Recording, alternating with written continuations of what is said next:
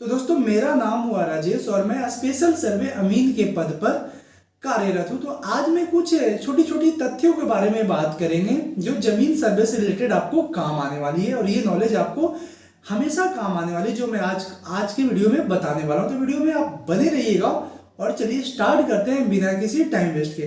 तो सबसे पहले हम छोटी छोटी चीज समझेंगे जैसे कि ब्लूप्रिंट नक्शा क्या होता है, CS मैप, RS मैप क्या होता है, खतियान खाता, खेसरा, तेरीज या फिर बटा नंबर, एकल खाता, संयुक्त खाता, ये सब क्या होता है इसको मैं छोटी छोटी शब्दों में समझते चलेंगे इस वीडियो के माध्यम से। ठीक है, तो चलिए स्टार्ट करते हैं। ब्लूप्रिंट नक्शा के बारे में समझते हैं।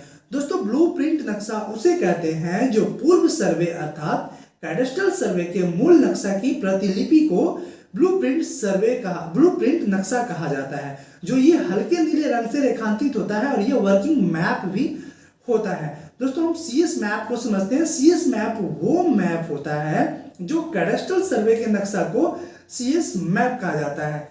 CS मतलब कैडेस्ट्रल, RS मतलब सर्वे, तो कैडेस्ट्रल सर्वे के नक्शा को CS मैप कहा जाता है और RS मैप जो है रिविजनल सर्वे के नक्शा को RS मैप कहा जाता है। अब दोस्तों हम खतियान के बारे में समझते हैं। खतियान आखिर होता क्या है? तो खतियान दोस्तों सर्वे में दर्ज भूखंडों का ब्यौरा जिसमें खाता संख्या, खेसरा संख्या, भूधारक का नाम और रकबा, किस्म तथा अन्य आवश्यक विवरणी दर्ज हो उसे हम खतियान कहते हैं। दोस्तों खतियान को सिंपल शब्दों में समझते हैं कि जिस कागज पे आपका भूधारी यानी रैयत का नाम, उसके बाद खाता संख्या, उसके बाद प्लॉट संख्या यानी खेसरा संख्या, उसके बाद रकबा और उसके बाद चौहद्दी जिस पेपर पे मेंशन होती है उसे हम खतियान कहते हैं। ठीक है, तो मैं उम्मीद करता हूँ कि खतियान के बारे में आपने समझ गया होगा खतियान आखिर कहते किसे। अब हम खाता संख्या को समझेंगे। खाता संख्या दोस्तों प्रत्येक रैयत के भूखंडों का ब्यौरा सहित समेकित रूप से इंद्राज कर एक धारक संख्या यानी होल्डिंग संख्या में दर्शाया गया संख्या खाता संख्या कहलाता है।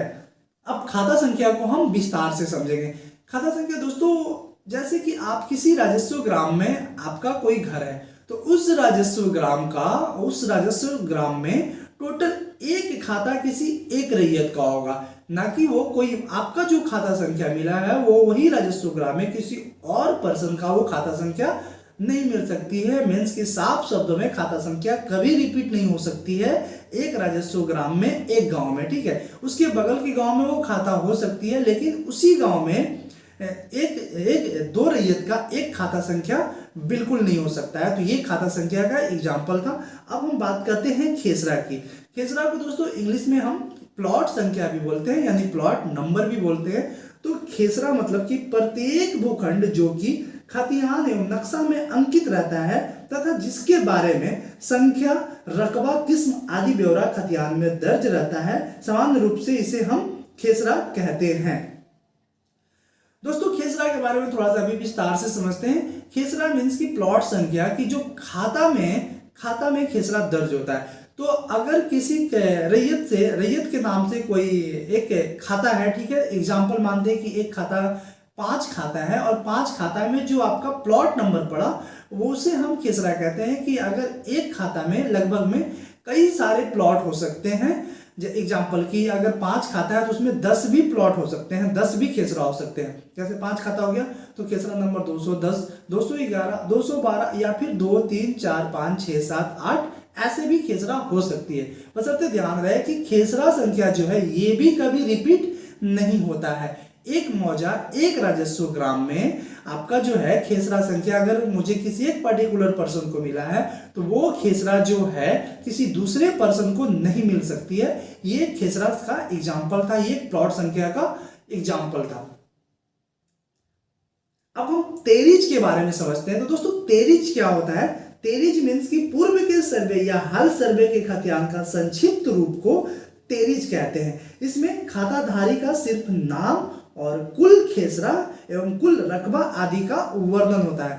दोस्तों सिंपल शब्दों में ये खतियान का एक रूप ही है तेरीज। बशर्ते खतियान में क्या होता है कि आपका टोटल ब्यौरा दिया रहता है, खाता, खेसरा और रकबा उसके सामने सामने। लेकिन तेरीज में क्या होता है कि टोटल नंबर ऑफ खेसरा आपको एक साथ काउंट कर दिया जाता है, टोटल नंबर ऑफ रकबा यानी कि एरिया एक साथ काउंट करके आपका टोटल खाता एक साथ करके आपको उसमें सिंपली आपका नाम देकर उसे तेरिज बना दिया जाता है। तो तेरिज और खतियान में एग्जाम्पल आपने समझ गया होगा कि खतियान में जो है संपूर्ण जानकारी होती है और तेरिज में जो है संयुक्त जानकारी होती है, मतलब एक साथ सारे को इंक्लूड कर कर तेरिज बनाया जाता है।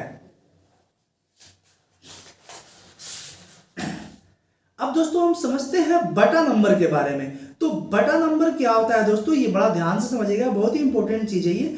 बटा नंबर मतलब कि खाना पूरी करते समय किसी भूखंड यानी प्लॉट का नंबर देना छूट जाता है तो उस ग्राम का अंतिम नंबर के ऊपर जिस प्लॉट के बाद नंबर देना छूट जाता है उसी प्लॉट को हम बटा नंबर के रूप में कहते हैं।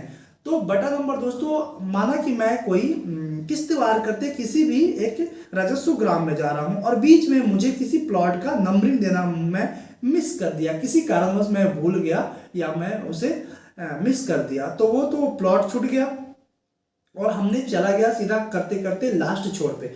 तो हमारे पास जितनी नंबर ऑफ खेसरा बना, जितनी नंबर ऑफ पॉइंट बना, उसको मैंने डाउन पे रखकर अब में एक उसे कोई और नंबरिंग देकर उसे हम बटा में कर लेंगे जो हमारा प्लॉट मिस हो गया था। तो इसी को हम कहते हैं बटा नंबर। कभी कभी आपने खतियान में ये चीज दिखा होगा कि बटा नंबर ये दो ठो क्या आ गया कि 1420 बाई 2030 या फिर 60 बाई 1320 ऐसे करके आपको प्लॉट संख्या मिला होगा। तो यही आपका जो क्या है, इसी को हम कहते हैं बटा नंबर। अब हम समझते हैं दोस्तों एकल खाता और संयुक्त खाता के बारे में। एकल खाता मतलब कि सिंगल खाता और संयुक्त खाता मतलब कि एक से अधिक व्यक्तियों के नाम का खाता। एकल खाता मतलब कि एक ही रैयत के नाम से जो खाता दर्ज हो उसे हम क्या कहते हैं, एकल खाता। और संयुक्त खाता जो कि कंबाइंड खाता है जिसमें एक से अधिक व्यक्तियों का नाम दर्ज हो उसे हम क्या कहते हैं, कंबाइंड खाता। तो दोस्तों बस आज के लिए इतना ही। वीडियो कैसी लगी हमें कमेंट में जरूर बताइएगा और अगर आपको जमीन से रिलेटेड या फिर सर्वे से रिलेटेड हमेशा वीडियो और तथ्य चाहिए तो आप हमारे चैनल से जुड़ सकते हैं और चैनल को सब्सक्राइब कर सकते हैं। मिलते हैं नेक्स्ट वीडियो में, तब तक के लिए thank you for watching, take care, bye bye.